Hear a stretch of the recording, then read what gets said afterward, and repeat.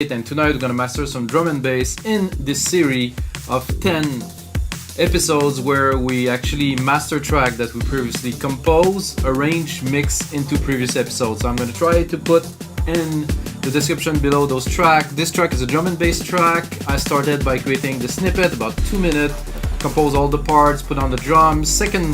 So on the second episodes that I work on this track, I actually arrange and mix the track, and on top of it, afterwards, I actually put in a couple more hours of work to make it a release-ready track, which actually will be released on a compilation that's called EDM Sessions. That's going to be released in May on my label, Progressive Grooves Records. So all the tracks that we're working on are going to be released.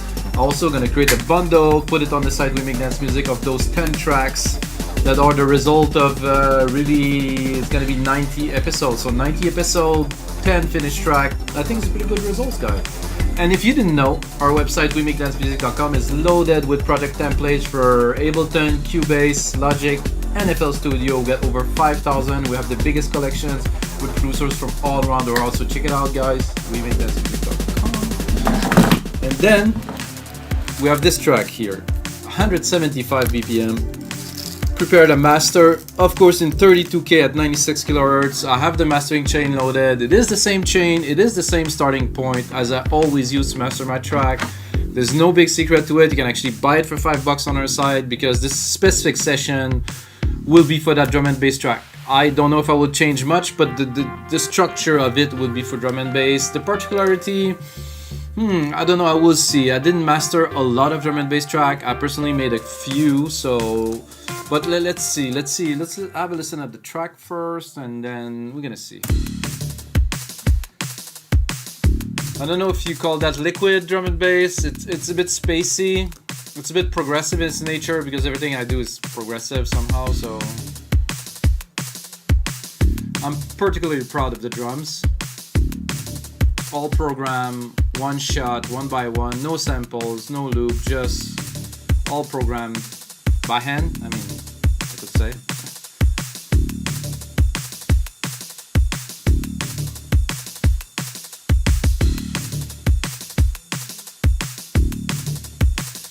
As you can tell, this is a DJ track, so I leave some room for the DJ to mix it.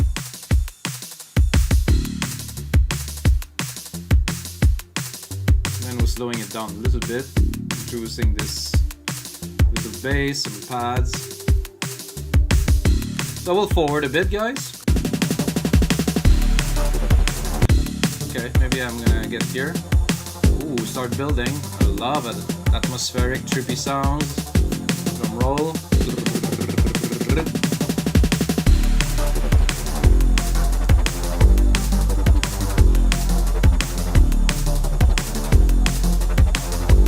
So if you are some drum and bass fan, please comment below, because I'm not a super crazy drum and bass producer. I love the genre for many years, but this is my try, you know? This is what I'm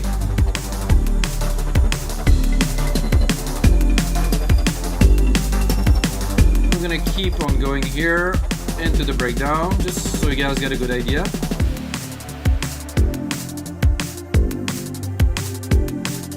Super clean, very nice and open already, so it's gonna be a fun mastering to do.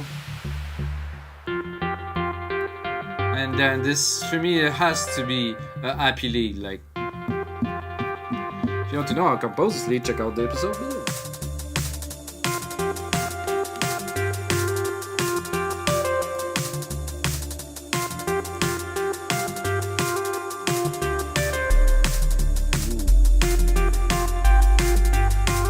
So really gonna have to work this sub bass that is in there, so in the master it come like it's great, but it's a bit loose. I want it to be just seizing the dance floor. So we're gonna start with this Renaissance EQ as the first part to sum the track, to have maximum loudness into our chain. So the output of it will be as loud as we can, using the auto gain here. Cut minimal, very minimal low, but I'll always do that. So I'm gonna pick a part of the track which is very busy, like here. Maybe here.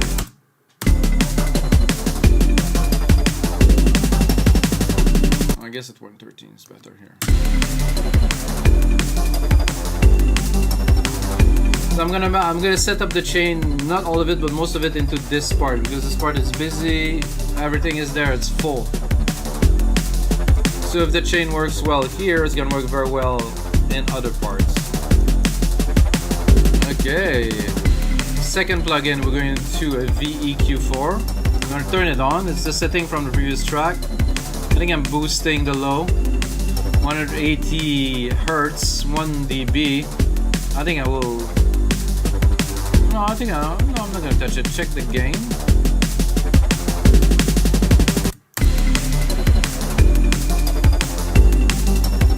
Make sure there's no clipping anywhere between the plugins. I get a linear EQ here, which I will use in this case. This is a setting. I boost the low a tiny bit, the very lows, and then cut around 5. I try to create some air a little bit. When it's busy around 5, 6, 7K, it tends to be a little bit harsh. So width, without.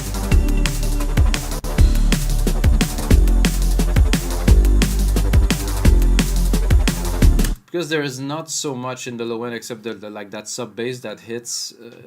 Yeah, I really need to make it shine. You can see it here. Boom. Boom.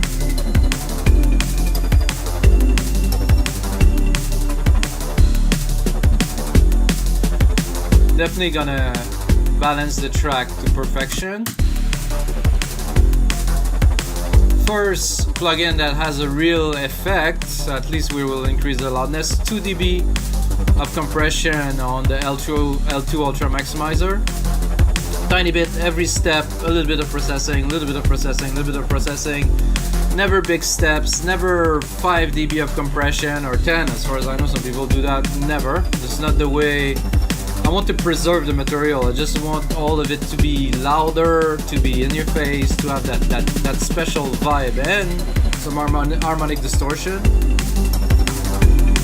Second plugin that will really affect the track, LIN MB with the adaptive electro mastering that I actually change a little bit the low end, so I don't know if it's gonna work for drum and bass. This is the setup that I used before.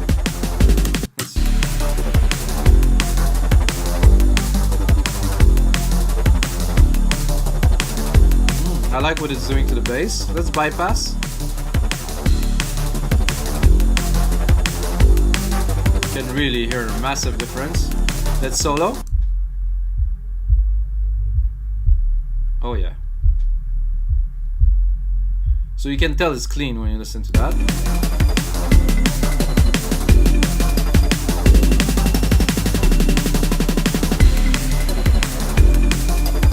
Ooh, it's getting exciting, guys. Getting in the groove. Woo! Then I'm gonna use API 2500 for the carater, really mainly, not so much to do so much action again. Some carater, 2 dB, maybe 2.5 dB of compression, that's it. Why? Because without, the effect is so minimal, but overall, as we build, it just makes the track freaking amazing. Then we got an SSL G Channel, which I will actually use but not abuse. So let's do it. I want some top end, I want some air. So 2.5 dB at, so you can barely hear it. Let's go crazy.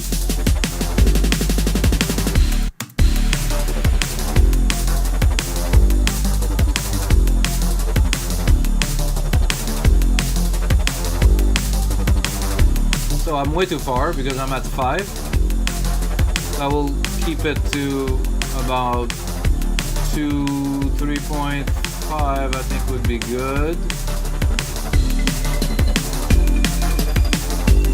Output is clean. Without.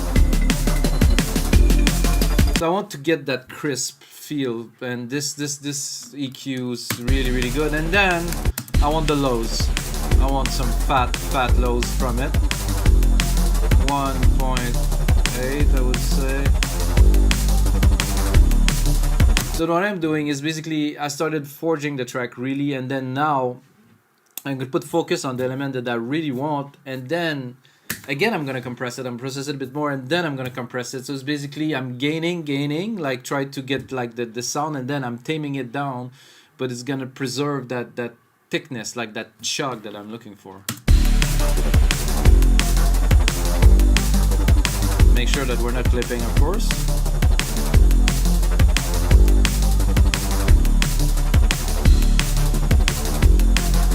So with, without. There's something, there's a stereo effect on that console, and also the lows perfect, the crisp of the high, I'm loving it. Okay, the center we might use, but not so much because we don't have big leads in there, it's more like spacey, so let's put it to 0. 0, 0 here first, and then crank it up. See how far I will go. It's nice with the percussions. A bit less. So without, with. Really put the track in the speaker to perfection. A little bit more to the side, a bit bigger. To me, it's like it's filling the speakers. Very nice, very useful. And then we're gonna add some harmonic distortion with the Kramer tape. Oh yeah, here we go. I'm gonna give it more juice because we want some warmth. Oh yeah, the bass just popped right there. For me, it just popped now. So without,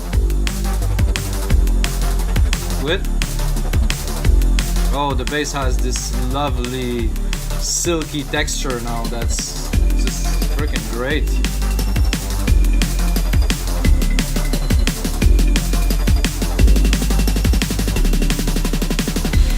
So this is what I was looking for at first that I told you guys. I wanted the bass to have this chug, and we're already there, but we still have a few plugins to go, so we're gonna make it even better.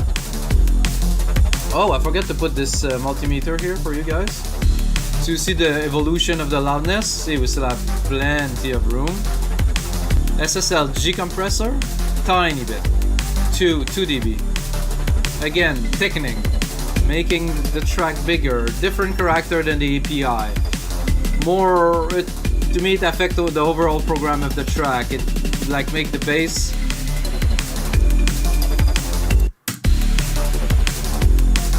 see without. Oh, so not too much, eh? Very little, as least as I can, as a matter of fact.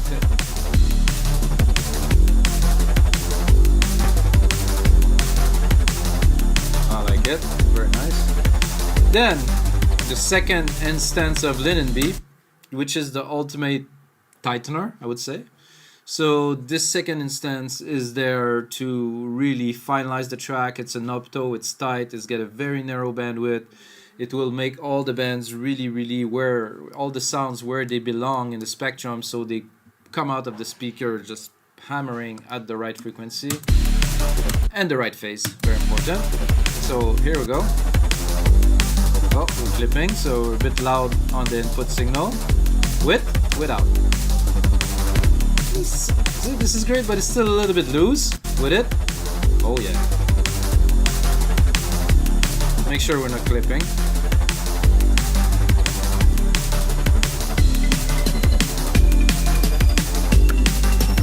To me, all the elements are now springing. They're all coming into life, so. Okay, we're gonna finish the session today with the granddaddy or the grandmama, the L316, to make sure we get enough loudness so it's comparable to other tracks. If it is necessary, maybe not, but with the process that we did, we didn't overdo anything. So the track is still clean, so we're not gonna affect it so much with that. It's already tight, it's already squeezed into like a good bandwidth with good compression. It's not overboard. So what we're gonna do now is we're just gonna bring it up. So put on the track, then put the arrow here and see, make sure that you're not smashing the attenuation to crazy levels. But I can see already that the attenuation is just toward the snares.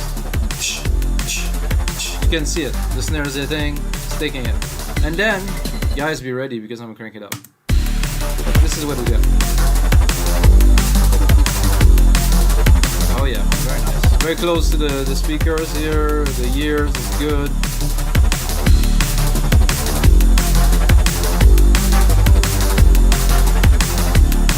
So I don't think I will go any further. I'm tempted because I'm at -12 and the other track that I mastered for this compilation, they're a little bit higher, but the perceived loudness of it is quite intense. I mean, this is already very loud, so I would push it another half a decibel. Okay. Alright guys, so this is it. So now we can have a bit of a listen and I will let you know my thoughts on it. Let me know your thoughts on the track in the comments below. And that's it guys, this is my track. It's called Emptiness. It's gonna be out very soon because it's the very, so I have one more episode to do, like one commercial progressive house track to master, then they're all done. I package them and I put them out. So check this out guys, let's have a listen.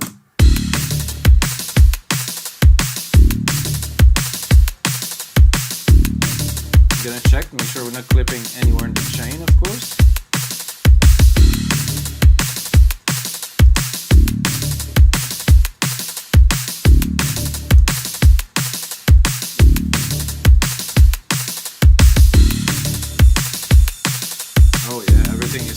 Crisp, so much in your face. It's so much more pleasant to listen to a track that's properly mastered like this one.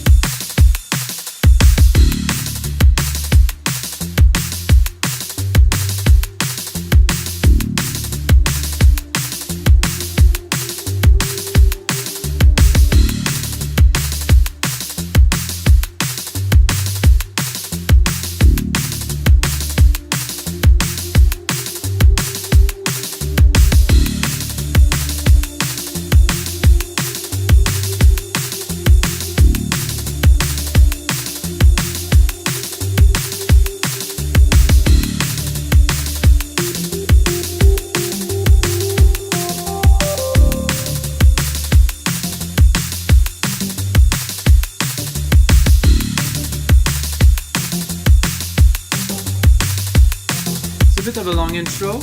Personally, I think it's good for DJs, so they have the time to really bring the track in.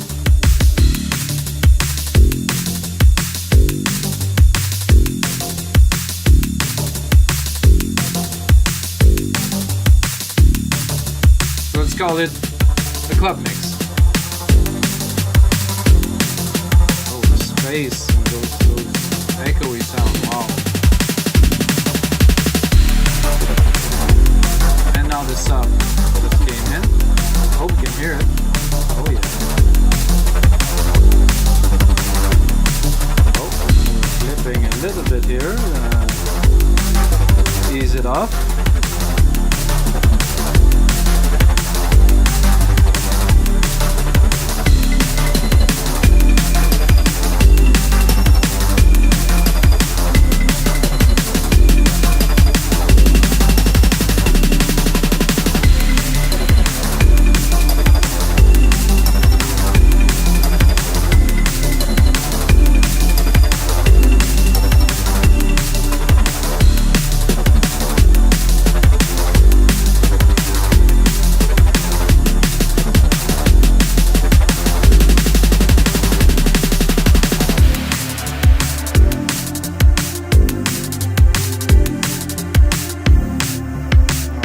I can only imagine the feel of something like that on a big sound system. Oh yeah, I would dance to that, like, wow.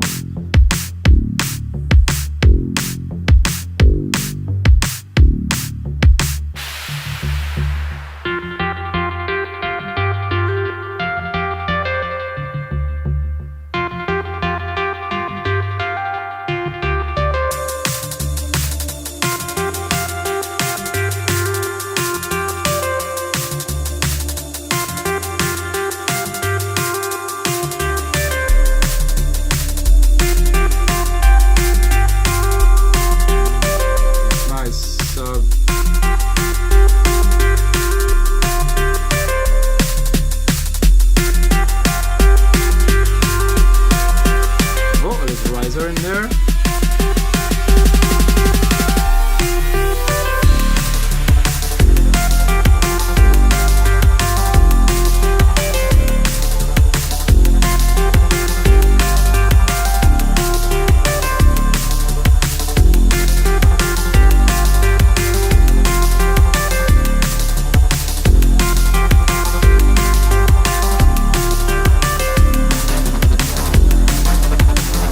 Alright guys, so this is everything for episode 88 of the EDM Sessions. I hope you guys enjoyed those mastering sessions. I made a lot of episodes where I compose track from scratch. I will get back to that at episode 90 to 99. I'm gonna bake some tracks in a bit of a different format for you guys. I hope you enjoyed the show. If you're still watching, you just earn yourself half price on our site. You just use my name, Mikas, M-I-K-S, when you check out on WeMakeDanceMusic.com, and you get half price your first order. Hope you guys enjoyed, and of course the most important part, am I looking at you? May the sound be with you guys.